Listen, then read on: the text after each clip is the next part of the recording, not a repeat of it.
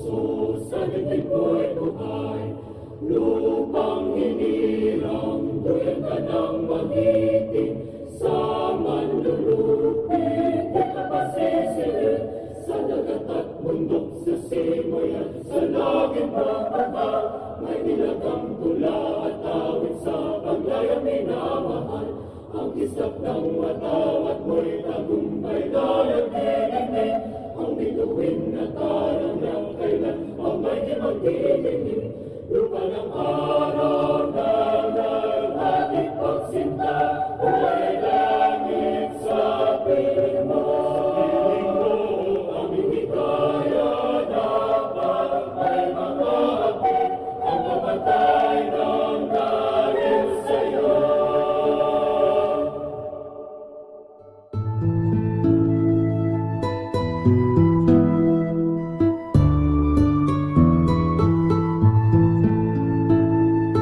Papuri ay inaalay sa'yo, Diyos na tunay at totoo. Lalim at lawak ng pag-ibig mo, di kayang malirip ng isipan ko.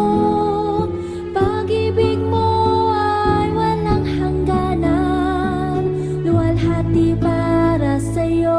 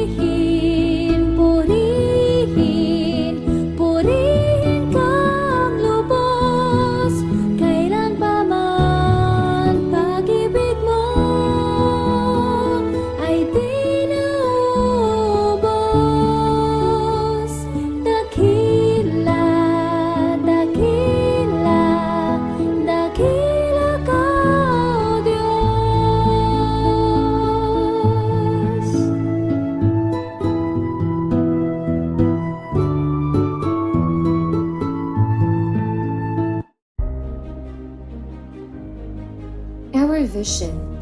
We dream of Filipinos who passionately love their country and whose values and competencies enable them to realize their full potential and contribute meaningfully to building the nation. As a learner-centered public institution, the Department of Education continuously improves itself to better serve its stakeholders. Our mission: to protect and promote the right of every Filipino to quality, equitable, culture-based, and complete basic education where students learn in a child-friendly, gender-sensitive, safe, and motivating environment. Teachers facilitate learning and constantly nurture every learner. Administrators and staff, as stewards of the institution, ensure an enabling and supportive environment for effective learning to happen. Family, community, and other stakeholders are actively engaged and share responsibility for developing lifelong learners. Our core values: makadiyos, makatao, makakalikasan, makabansa.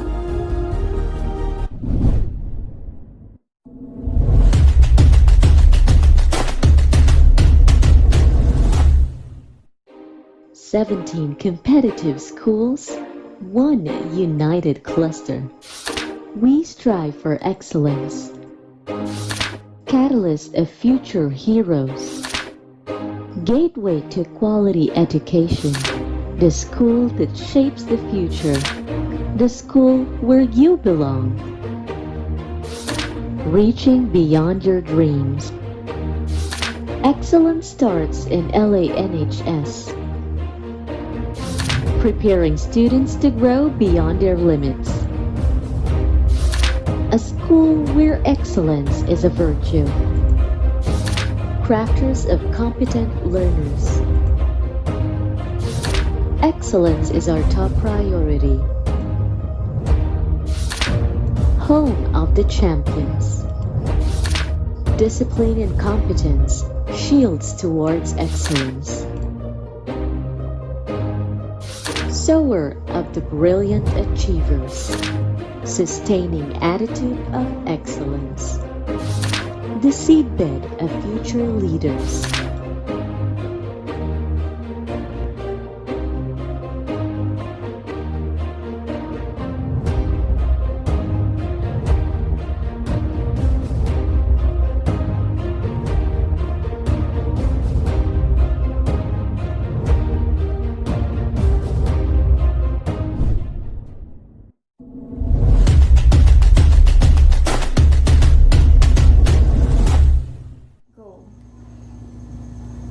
School heads of Cluster 6, teachers, parents, learners, ladies and gentlemen, good day. Despite the current situation that we are facing because of pandemic, Cluster 6 continues to provide relevant, accessible, inclusive, and equitable quality education. Still, our cluster is able to sustain the culture of excellence by initiating various programs and activities that must be delivered to all our stakeholders because we believe that quality education must be addressed in the new normal. The lineup virtual activities for this reading and English month activities have prepared and planned so that all learners must be given equal opportunities to develop their maximum potentials, abilities, skills, not only academically, but also their psychosocial well-being. As your Cluster 6 Public Schools District Supervisor, allow me to express my deep appreciation and gratitude to the school heads for their immeasurable patience and understanding in running the school despite of all challenges. To the teachers, my salute of your patience, commitment, and understanding that all learning modules must be delivered, collected, checked, and evaluated for the development of our learners. To our dear parents, thank you so much for being our partner in providing quality education of your sons and daughters despite of the current health problems. To our learners, continue to perform your task in studying and answering the module with honesty, patience, and perseverance. I believe that if you have the courage to try and the faith to believe, there is nothing in life that is too hard to achieve. To the Board of Judges, thank you for being a part of this noble undertaking of our learners. Of course, I will never forget to congratulate the documentation team of Cluster 6 headed by Mr. Anisito Neri for their commitment from planning to the final activity. Indeed, the success of our program really depends on the effort and commitment of our organizers. Thank you so much. Indeed, Cluster 6 deserves to be uploaded because we always live up our identity as reflected in our mantra, Ministerium et Excellentiam, Service and Excellence. Congratulations and good luck, participants. Keep safe and mabuhay tayong lahat.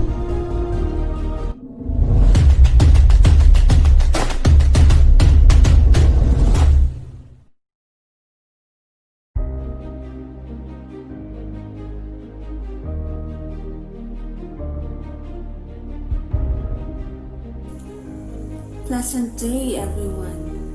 Although 91% of the students' population in the whole world has been affected by COVID-19, we must not stop. This month, we are celebrating the National Reading Month, in which we are having celebration at our home.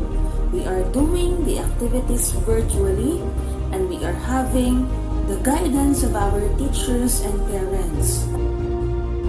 Please do not lose hope. This pandemic will end and we will be getting back in our daily activities.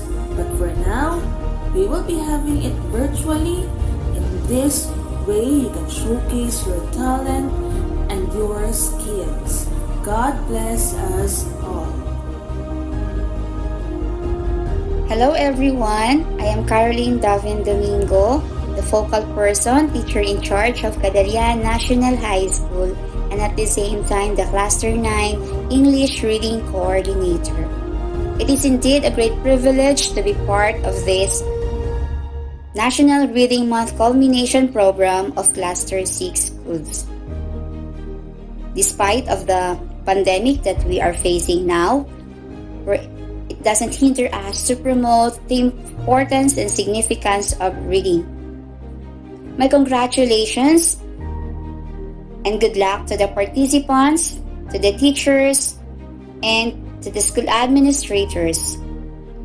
And congratulations in advance. And my salute to all the people behind this event.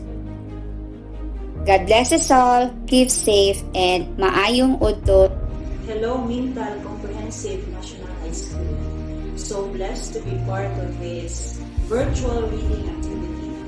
That despite this pandemic that we are facing right now, you are still able to pursue with your plans for the welfare of our learners.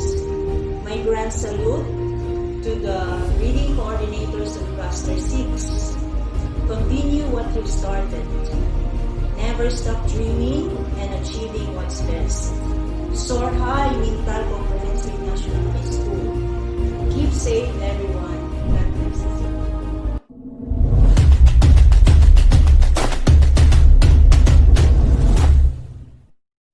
Mask, hugas, iwas. Ito na ngayon ang trending sa ating panahon. Kasalukuyang bagong normal na nababalot ng takot at pangamba. Takot at pangamba, hindi lamang sa ating ekonomiya at pamilya, ngunit pati na rin sa makulay nating buhay. Buhay na nawawala at nasasayang nang dahil sa pandaigdigang krisis sa kalusugan. Simulan natin ito sa isang katanungan na naglalaro sa aking isipan. Isang tanong na mismo sa sarili ko ay gumugulo.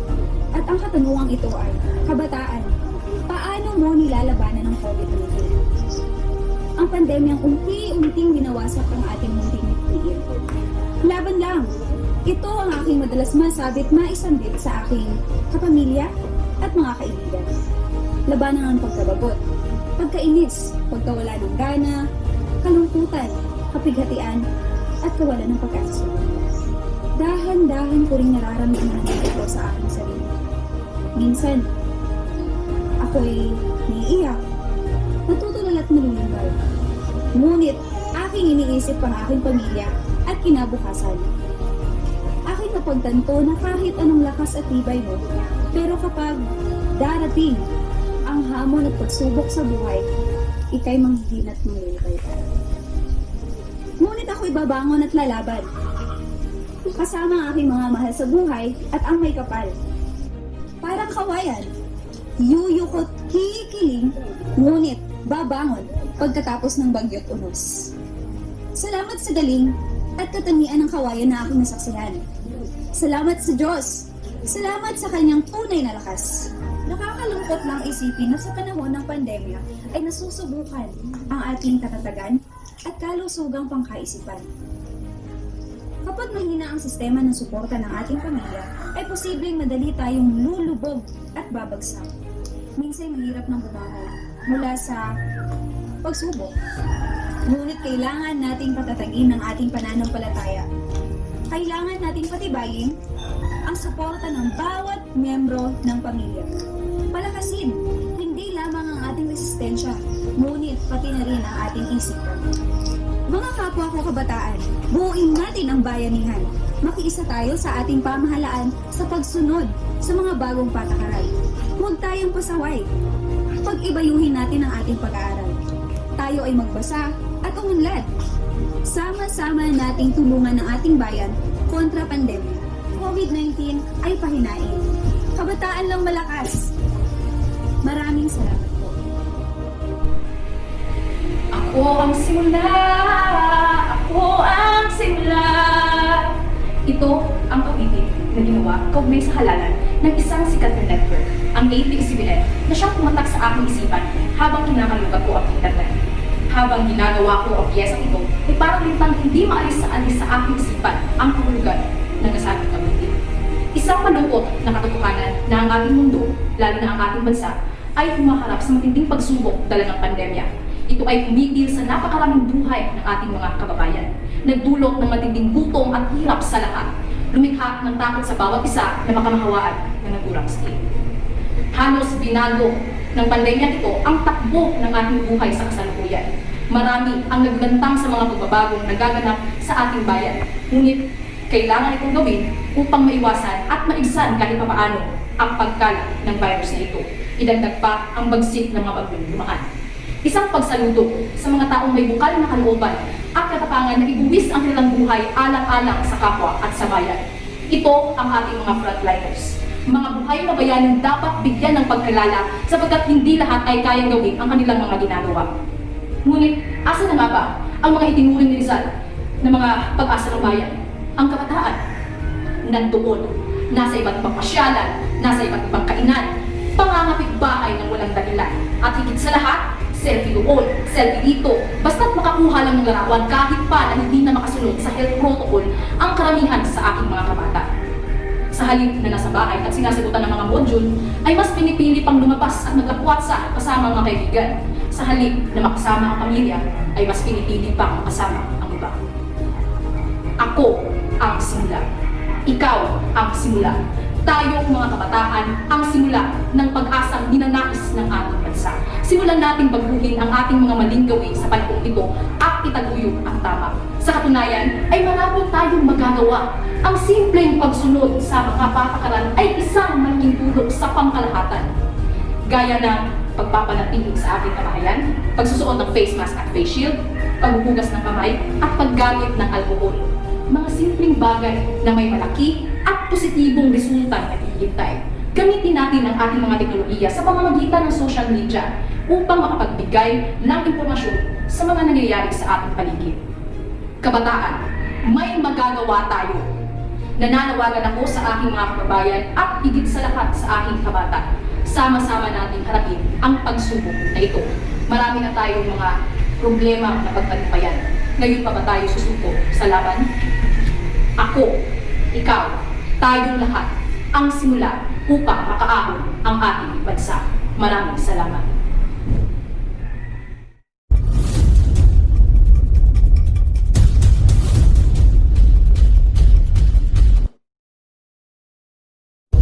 Magandang araw sa lahat. Ako si Charistar Altuba, isang grade 11 na mag-aaral mula sa mataas na paaralan ng Matina, Biao.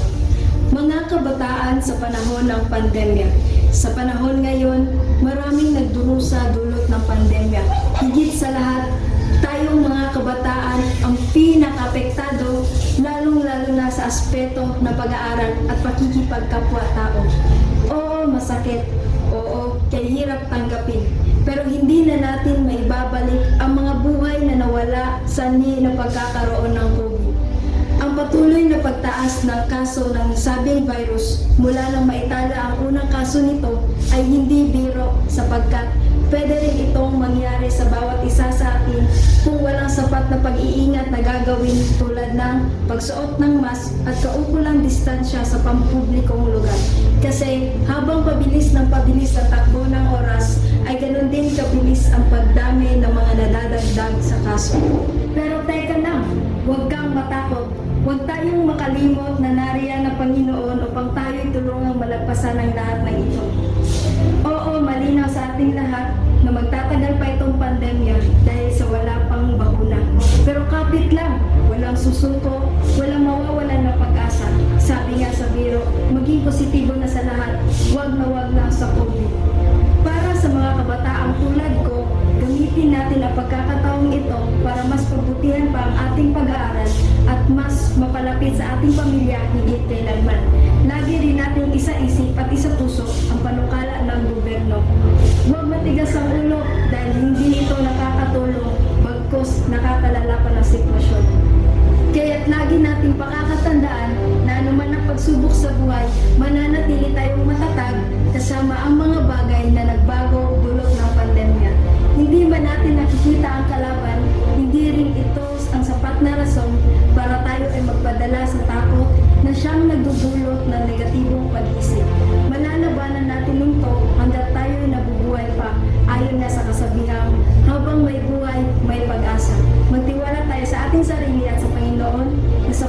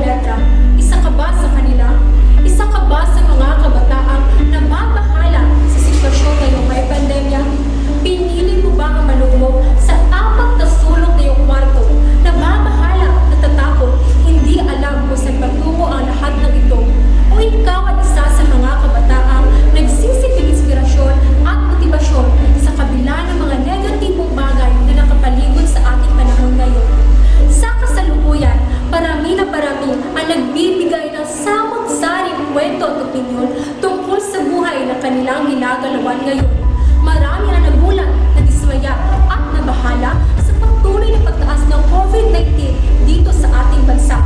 Iilan sa kanila ay mga kabataan na dismaya sapagkat ang marcha na pagtatapos ay nakansila. Ibinuhos ang nadarama sa social media. Teka, ito na nga, social media na ang naging takbuhan nila. Karamihan sa mga kabataan ngayon ang naghahanap buhay sa iba't ibang simpleng paraan. Maraming kabataan na ang pumasok sa mundo ng online selling, mga damit, make-up, lip tint, pagkain at kung ano-ano pa ang ibinebenta. Tunay na nakakamangha.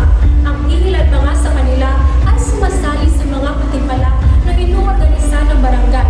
Premyong tiyak na makakatulong sa pumuhay. Sa panahon ngayon may kalaban tayong hindi nakikita na inalayo tayong mga kabataan sa bisyo at iba pang masasamang kagawian. Ngunit marami pa rin mga kabataan ang imbis na manatili sa loob ng bahay ay mas pinili pa rin ang gumala at magpakasaya. Mabuti na lamang at may ilan pang sumusunod at mas pinili ang kaligtasan. Sa kasalukuyan, tayo ngayon ay nag-aaral sa kabila ng mga bagay na maaaring makahadlang. Nakakalungkot sapagkat ang ilan sa aking mga dating kamag-aral ang mas piniling huwag munang mag-aral. Ako, ikaw, tayo ay huwag sanang mawala ng pag-asa kung tatapos rin ang lahat ng ito. Naalala ko rin pala, maraming talento at kakayahan na aking pinakita. Ito ay tiyak na nagbibigay at patuloy na magbibigay inspirasyon sa napakarami pang kabataan. Tayo ay maghintay sa bagong pag-asa. Realidad na aming may bangungot ay matututukan na. Tayo na ang lumaban at magpatuloy sa buhay ngayong may pandemya.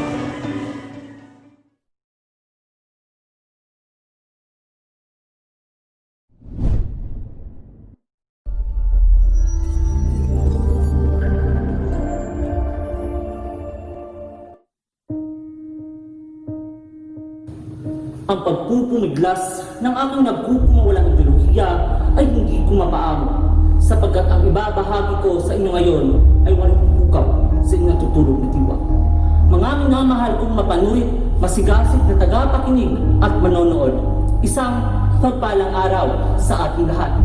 Sa makabagong panahon, sa gitna ng nararanasang pandemya, sa maraming limitasyon at regulasyong pinatutupad, ay pinukaw ito ang aking manhid na kamalayan sa mga nagagawang kontribusyon ng mga kabataan sa ating bansa. Sa mga kapwa ko kabataan, manatiling mahinahon sapagkat sa maraming sitwasyon, ang pagsunod ang maaaring nating pinakamalaking kontribusyon. Maliban sa pagsunod, ang teknolohiya ay isa rin sa ginamit ng mga kabataan upang may sa katuparan ang kanilang minimitsing pagtulong sa ating lipunan. Nagtatag sila ng mga organisasyong naglalayong maiahon ang bawat mamamayan sa pagkakalugmok at pagkakadapa nito. Sila'y tumulong gamit ang manifestasyon ng mga makabagong sandata ng panahon tulad ng teknolohiya hanggang sa pagtulong sa pagpahayag at pagbuo ng mga ideya. Ang mga kabataang katulad ko ay nakiangkot sa pandaigdigang laban kontra pandemya. Pagpatuloy natin ang ating mga mithiin at adhikain sa pamamagitan ng pagbibigay halaga sa edukasyon. Sa panahon ngayon, ang kabataan ay labis na naapektuhan ng pandemya. Subalit, hindi tayo nagpatinag dahil pinanghahawakan pa rin natin ang kaisipang ang kabataan, ang pag-asa ng bayan. Ang mga kabataan ang nagsisilbing lunas upang maibsan ang nararamdamang takot at pangamba ng sangkatauhan. Tayo ay magiging bahagi ng kasaysayan bilang isang henerasyon ng kabataang sintatag ng bakal at sintibay ng pananggalang ilak. Tibayan ang loob at harapin ang bukas na mayroong positibong pananaw. Ang ating bawat pagkilos at pagtulong ay isang hakbang patungo sa mas mapapadali nating pagkikita muli, pagyayakapan ng mahigpit at pagkakapit kamay at bisig. Isang bukas na ang pandemya ay parte na lamang ng mga lumang pahina ng storya ng ating buhay. Mga kabataan, sa panahon ng pandemya, maraming salamat.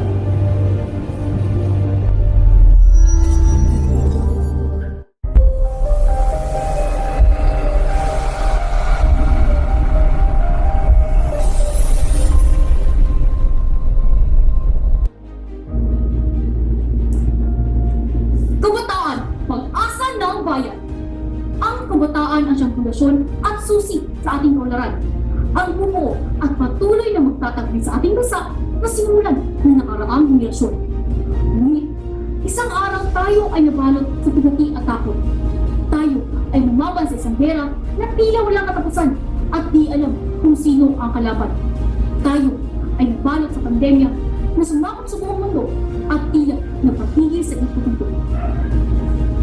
Naiisip mo rin ba kung ano ang pinagdadaanan ng mga kabataan? Takbo ng isip, damdamin at mga katanungan. Kadalasan nasasabihan ng mga salitang depresyon, kaartehan lang yan, o di kaya puro nga lang sentiment mga tupag niyo kung simula itong pandemya. Totoo nga naman, kaming mga kabataan ay maaarte. Ngunit lahat ng kaartehan na yan ay may dahilan. Subukan niyong intindihin ang sitwasyon namin. Sino bang bata ang di malulungkot kung nais ko lang ay makalaro sa labas ng kalsada o magtabisaw sa ulan na kasama ang aking mga kaibigan? Sinong bata ang di malulungkot kung nais nila ay makakain sa labas ng bahay at makapasyal na buo ang pamilya? Sinong bata ang di manginarte kung inaasam ng kinabukasan at gustong gawin sa buhay ay pagkakait sa kanya nang dahil sa pandemyang tao rin ang may gawa? Sa murang edad ay namulat sa masalimuot na realidad. Diyan pa man, ang mga kabataan ay tatayo sa sarili ng mga paa na matibasay at walang halong takot sa mundo. Hindi dahilan ng pandemya upang di makapagtapos sa pag-aaral. Kaming mga kabataan ang magpapatunay na sa kabila ng unos at dagok sa buhay na aming madadaanan, kabataan pa rin ang siyang susi sa kaunlaran at pag-asa ng bayan. Masalimuot ang taong ito para sa lahat. Alinsunod ng pandemya ay mga sakuna at hirap sa ekonomiya. Ngunit pagkatapos ng pandemya ang sumakot sa buong mundo, kaming mga kabataan ang magpapatuloy at magbibigay ng ngiti sa bawat tao. Gamit ang mas talino sa pagdedesisyon, sisiguraduhin namin na ang mga kabataan sa susunod na henerasyon ay mabubuhay na walang halong takot sa mundo. At ang bunga nito ay higit pa sa kahit anumang kayamanan na matatamo ng isang batang Pilipino. Naway bigyan natin ng pansin ang boses at itutulong naming mga kabataan, lalo na sa panahon ngayon. Magandang araw sa ating lahat. Magandang umaga po sa inyo lahat. Ako po si Charlotte Cruz A. Gomi, mag-aaral ng mataas na paaralan ng Talandang sa Baitang 11. Ang kabataan ang pag-asa ng bayan. Ang mga katagang yaon ay hindi na bago sa ating pag-ibig. Madalas natin itong naririnig mula sa kahit na sino mang Pilipino sa iba't ibang dako ng Pilipinas. Ngunit, napagtanto kong talaga nga bang ang mga kabataan ang pag-asa ng ating bayan? Nasaan ang mga kabataang iyon, lalo na ngayong may pandemya? Ano ang ginagawa nila ngayon kung saan sinusubok ang katatagan at kabutihang loob ng mga mamamayan ng bansa? Sa panahon ngayon, pag sinabing mga kabataan, ay masasama at hindi magagandang bagay ang nasa isip ng karamihan. Sakit sa ulo, tamad, bulakbol, rebelde, hindi maaasahan, irresponsable at marami pang iba. Kumilos tayo at huwag pumayag na mahusgahan. Kaya ngayong may pandemya, itaas natin ang ating mga kamay at magbuluntaryong tumulong sa paraang ating alam. Sa paggalang at pagsunod sa mga safety protocols ng gobyerno, sa mga natutunan natin mula sa paaralan at sa tinatawag na social media, teknolohiya at internet ay may maiaambag tayo. Kaya nating magtatag at magtaguyod ng mga saligan at kampanya na naglalayong matulungan ang mga pasyente ng COVID-19 at mga frontliners, pati na rin lahat ng mga mamamayan ng bansa. Maaari tayong magdonasyon at kumita sa mga live streamings at vlogs, kaya matutulungan natin ang mga mamamayan sa kanilang pang-araw-araw na pagkain at mga pangangailangan. Ano ba ang silbi ng mga iyon kung hindi naman magagamit sa kabutihan? Bilang mga kabataan ng bansa, pandemya'y ating labanan at magtulungan tayo upang ito'y malunasan. At kung hindi man ito malunasan, sikapin nating mapagaan man lang ang loob ng mga mamamayan sa pamamagitan ng kasiyahan. Huwag tayong panghinaan ng loob, kundi magpakatatag tayo para sa ating kinabukasan. Pandemya, huwag nating urungan at atrasan dahil tayo ang pag-asa ng ating bayan. Gaano man kahirap ang ating pagdaanan, hinding-hindi nito matutumbasan ang kasiyahang ating makakamtan. Mga kapwa ko kabataan, patunayan natin sa lahat na tayo ang kabataang tinutukoy ni Dr. Jose Rizal. Itatak natin sa puso't isipan na tayo ang mga kabataang pag-asa ng ating bayan. At bilang mga kabataan, marami tayong magagawa. Hindi lamang tayo kabataang Pilipino sa pangalan na dala, kundi mga kabataang Pilipino sa pangalan at gawa. Isang mapagpalang araw sa lahat, lalo na sa mga netizen at kapwa ko kabataan na nanonood ng talumpati ito. Hindi limit sa ating kaalaman ang tindi ng pandemya ang ating kinakaharap. Kung babalikan natin ang mga pangyayari, maaalala natin nagsimula na ang lahat sa simple suspension ng klase hanggang sa nagtuloy-tuloy at naging pinakamahabang bakasyon sa ating mga buhay. Ayaw ko naman maging plastic kasi natutuwa rin naman ako sa umpisa. Sino nga ba naman ang di gaganahan sa mga bakasyon? Kaya lang, masyado ang nakahaba. Halos mag-iisang taon na nga eh.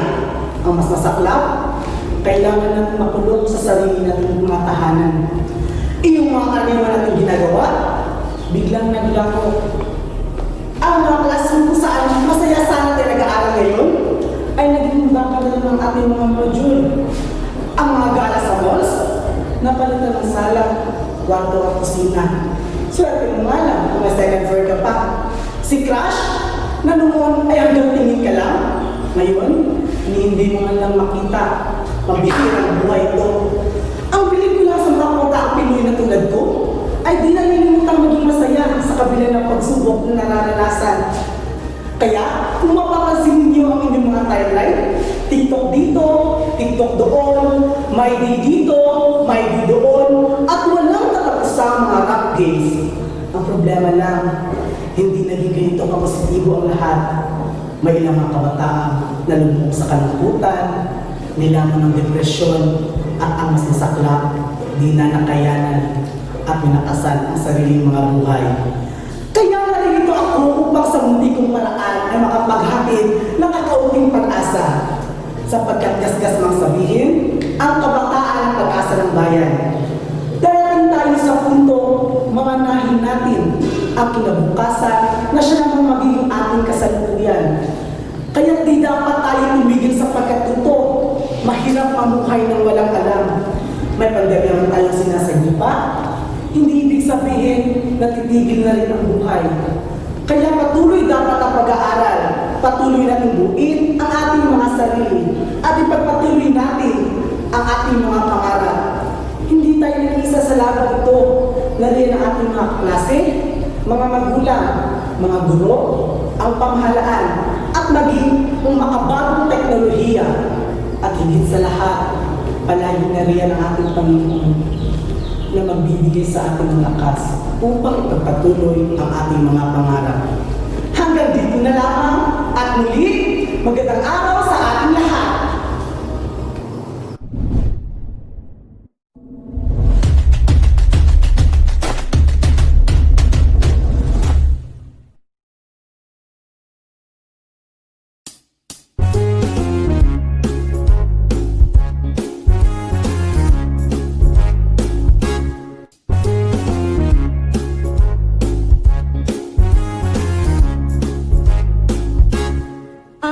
Pagbabasa'y may dalang saya, talino ay nahasa. Palaya ang iyong isipan, pangarap ay magkakamtan. Dadalhin ka sa haraya, at aliw na walang humpay. Mahirap may wag mabahala, tiyak namang magtatagumpay. Basa-basa para sa basa-basa para sa kasiyahan, basa-basa para sa kaligtasan, o para kahit saan o paman. Patalasin ng isipan, pagyamanin ang iyong kaalaman. Basa-basa para sa malinaw na kinabukasan. Basa-basa para sa karunungan, basa-basa para sa kasiyahan, basa-basa para sa kaligtasan, o para kahit saan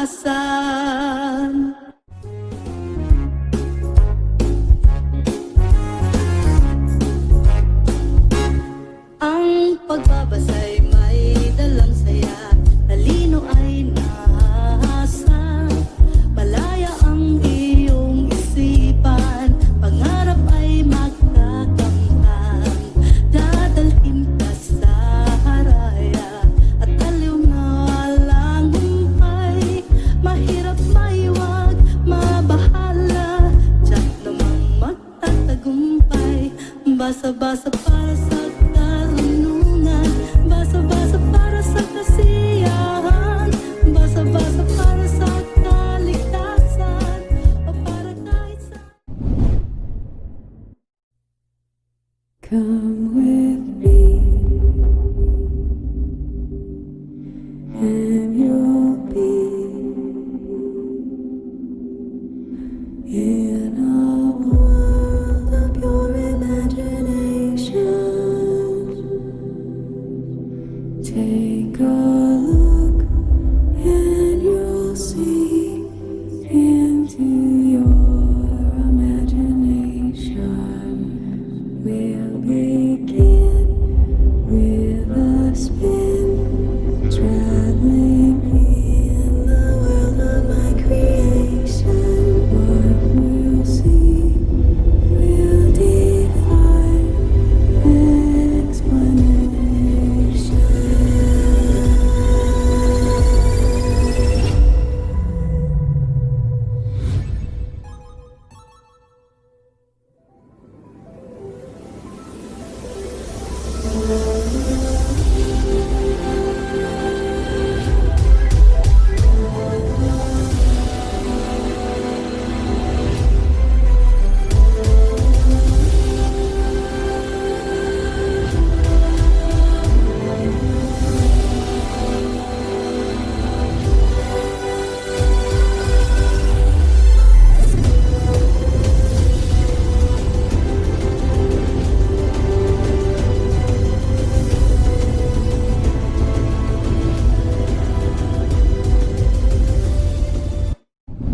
The impact of COVID-19 to education is terrifying.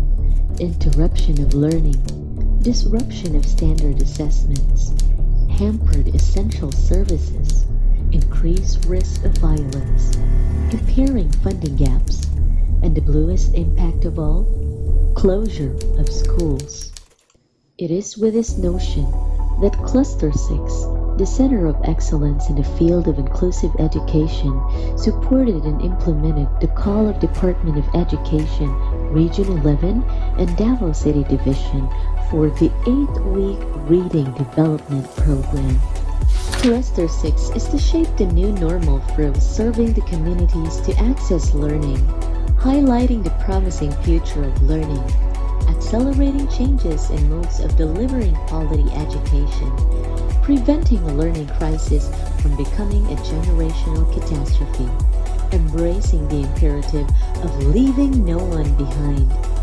17 competitive schools, one united cluster. We strive for excellence. Catalyst of future heroes. Gateway to quality education. The school that shapes the future. The school where you belong. Reaching beyond your dreams. Excellence starts in LANHS. Preparing students to grow beyond their limits. A school where excellence is a virtue. Crafters of competent learners. Excellence is our top priority. Home of the champions. Discipline and competence, shields towards excellence. The breadth of growth for everyone. Sower of the brilliant achievers. Sustaining attitude of excellence. The seedbed of future leaders, bound as one to accomplish this very noble mission. The 8-week Reading Development Program. As reported last school year 2019-2020, may we present the Cluster 6 School Reading Profile. In English, out of 1,885 students who took the post-oral reading test, only 3 or 0.15% are identified non-readers, and 637 students or 34% are in frustration level. In Filipino, out of 2,124 students who took the post-oral reading test, only 2 or 0.9%, are identified non-readers, and 667 students, or 31%, are in frustration level. For this 8-week reading remediation program, the Cluster 6 achieved 100% rate for the non-readers. Moreover, out of the 634 reached learners in English, 40 are still at frustration level, 440 improved to instructional level, and 154 achieved the independent level, which denotes that the program has acquired 94% achievement rate.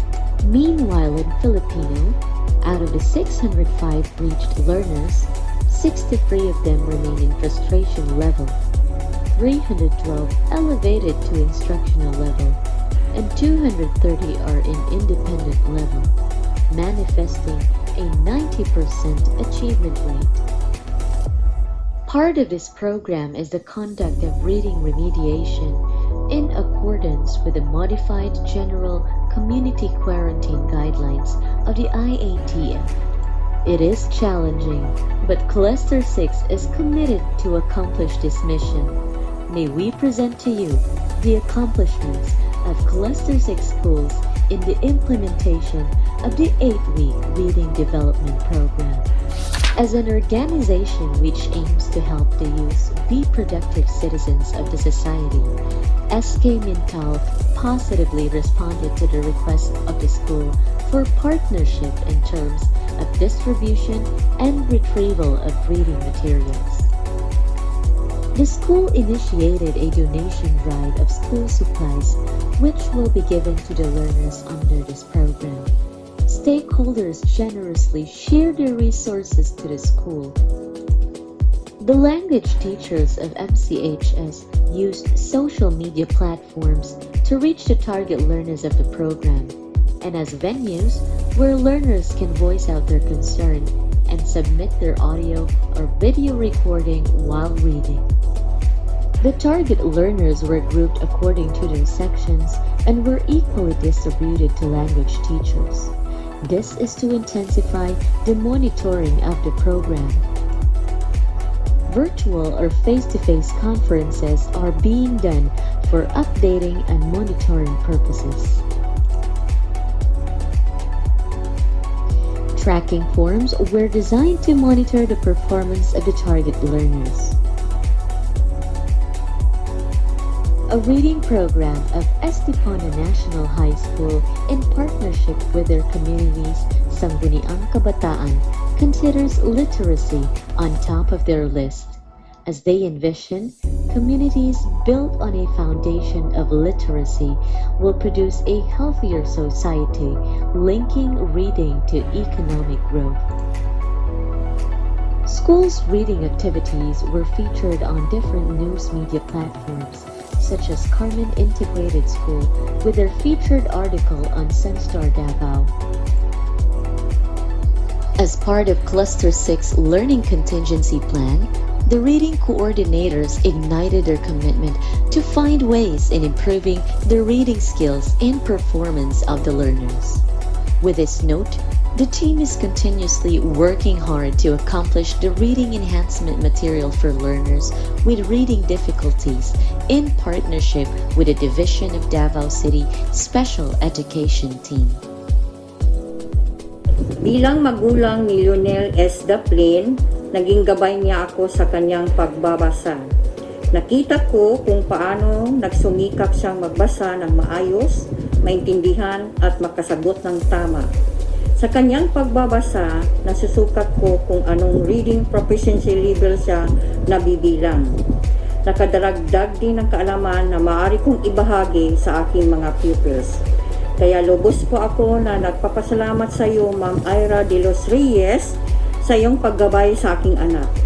Salamat din sa DepEd dahil sa programa ito na ang layunan ay makabasa ang lahat ng kabataan para sa ikaunlad ng kanilang buhay. Ito ang aking sagot sa mga tanong.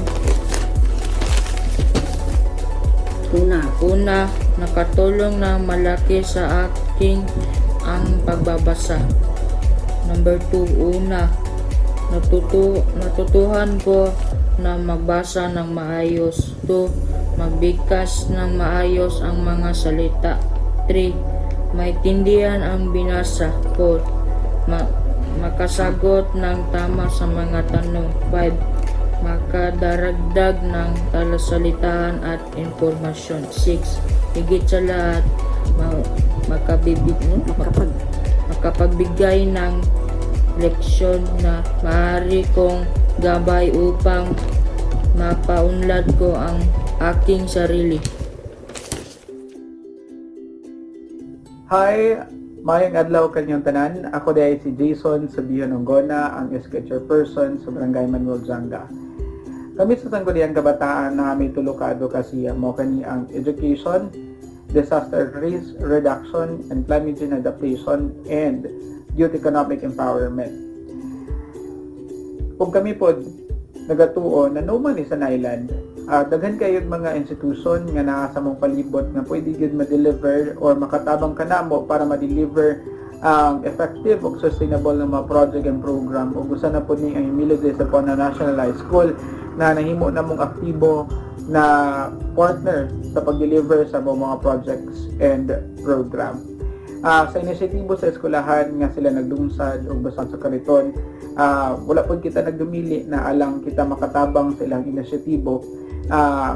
Sa ilang pagaduol kanato kita pod wala nagduha-duha nga alang tubagon ang ilang pagtuol o diya sa basahon sa kariton, nakita ay tulo nga responsibilidad, no, para matabangan natong mga struggling readers. Mao kani ang pag-finance, pag-provide ng manpower, and pag-retrieve sa mga reading materials. Sa pag-finance, sa pagmugna pa lang sa basahon sa kariton o katong yung mismo nga kariton, kami na mismo ang nangunay nga mugasto alang sa pagpabuhat sa basahon sa kariton. Manpower pod kay matuod nga ang basahon sa kariton nagasuroy-suroy sa mga kapurukan sa among barangay na nag-provide pod mi og mga tao nga nagatulak ani og mao po'y naghatag sa mga reading material sa matag purok o designated area nga gi-provide sila sa eskwelahan.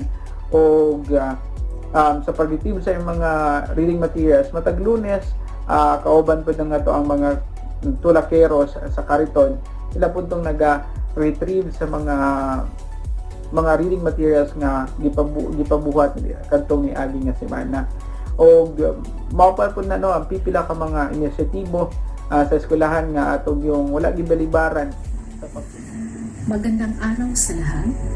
Nais kong ipaabot ang aking taus-pusong pasasalamat sa nakamit na tagumpay sa katatapos lamang na 8-week reading remediation program.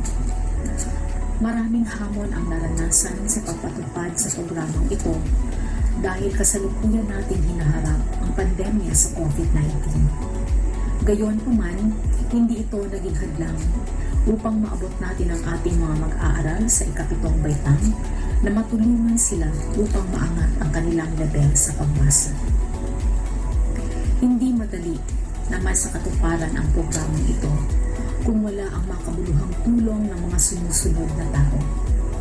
Unang-una, nais kong ipaabot ang ating taus-pusong pasasalamat sa ating SK Chairman ng Barangay Mental, Miss Kendall Abrio, sa pamamahagi ng mga reading materials sa ating mga magulang. At sa mainit at walang sawang suporta mula sa ating PSDS, Dr. Julito Onggalan, at sa ating pinakamamahal na punong guro, Dr. Leia Carilotes, at ang ating Cluster 6 Reading Consultant, Dr. Emmy Bukong, at ang mga kasamahan kong guro sa pagbasa sa Filipino Department, at ang ating mga pinakamamahal na magulang at mga mag-aaral. Higit sa lahat, nais ko rin pasalamatan ang aking mentor, Sir June Neri, sa kanyang mga gabay at karunungang ibinahagi. Maraming salamat sa inyong lahat. Patuloy lang tayo sa pagsuporta sa mga adhikain ito upang makamit natin ang ating minimiti na ang bawat bata bumabasa. Salamat at naway pagpalain tayong lahat. The program ended with a virtual recognition.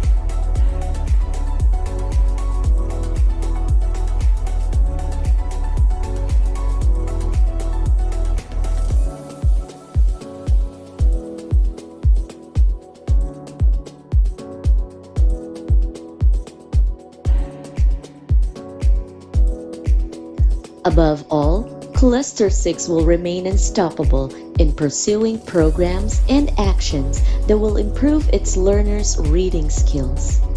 Cluster 6 will continue to become a vessel of excellence in the service of men and for the glory of God. Indeed, Cluster 6 is now braving to adapt on the new normal education. Cluster 6 believes that reading is life.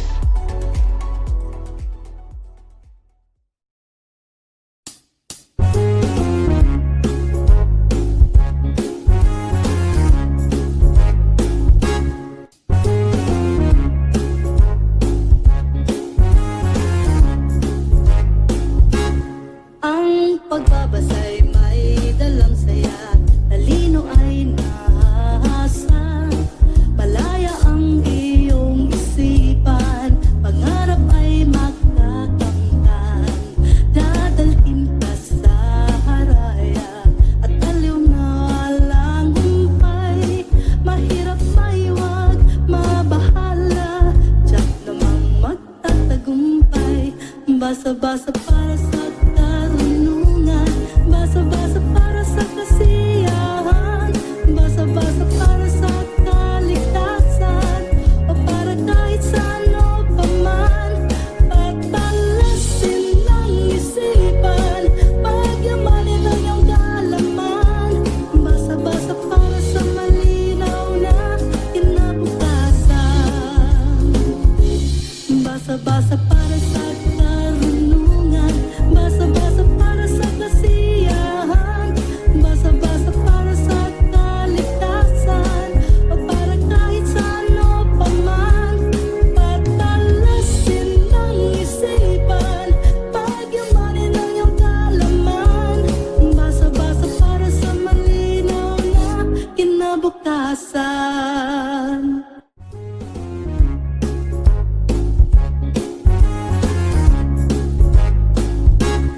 Ang pagbabasa'y may